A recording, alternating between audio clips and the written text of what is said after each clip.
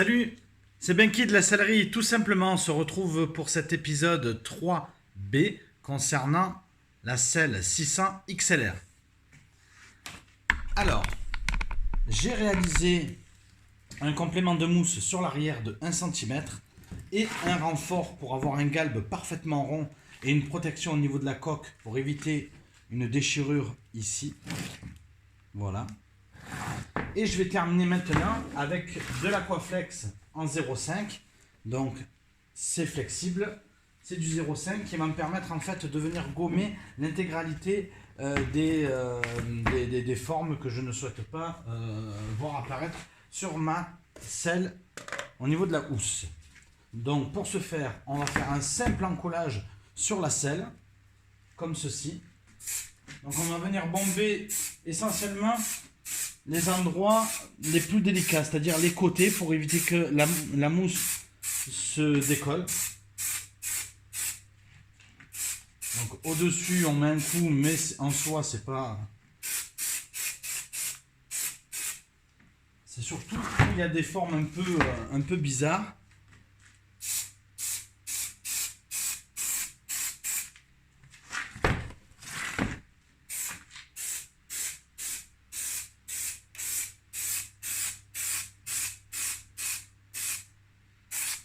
Voilà. Donc maintenant que c'est fait, on va pas attendre que ça sèche et on va mettre l'Aquaflex. Donc pour mettre l'Aquaflex, on va partir essentiellement de l'arrière, hop, et on va venir tendre direct sur le côté. Donc on commence par le milieu comme si c'était une housse.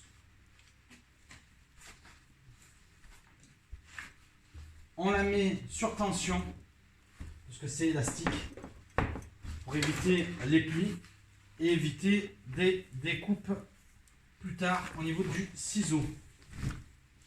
Donc si on tire trop, ça va se déchirer. Donc on fait attention. Voilà. Là, pour ce côté-là. À mon avis, derrière, il va falloir que je fasse quand même des coupes. D'ailleurs, je pense qu'il va y avoir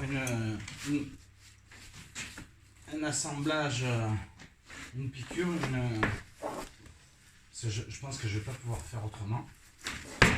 Donc là, c'est toujours pareil quand c'est quelque chose de nouveau. Donc là, on va essayer de tendre pour éviter d'avoir des plis. Quitte à ce qu'elle se déchire un peu plus tard. Mais au moins que ça soit vraiment joli, parce que ça, c'est vraiment la finition. Et le client va vraiment s'asseoir dessus. Voilà. Donc là j'y suis arrivé, donc parfait.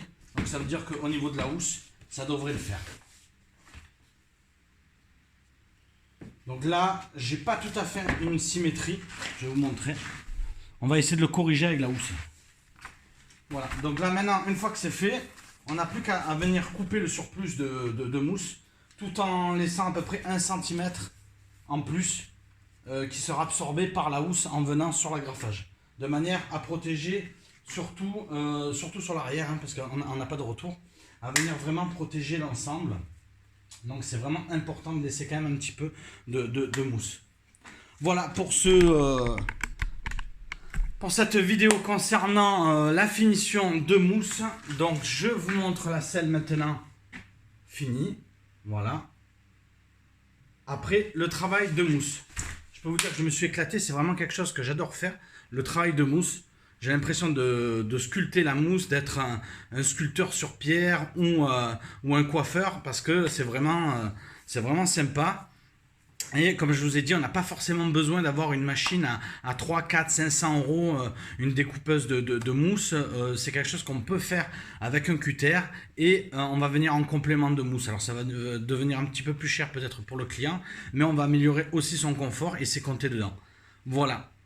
Merci à vous de me suivre, n'hésitez pas à liker, partager, me suivre sur le YouTube et le Facebook à la Sellerie tout simplement. Et on se retrouve pour un nouvel épisode. Salut!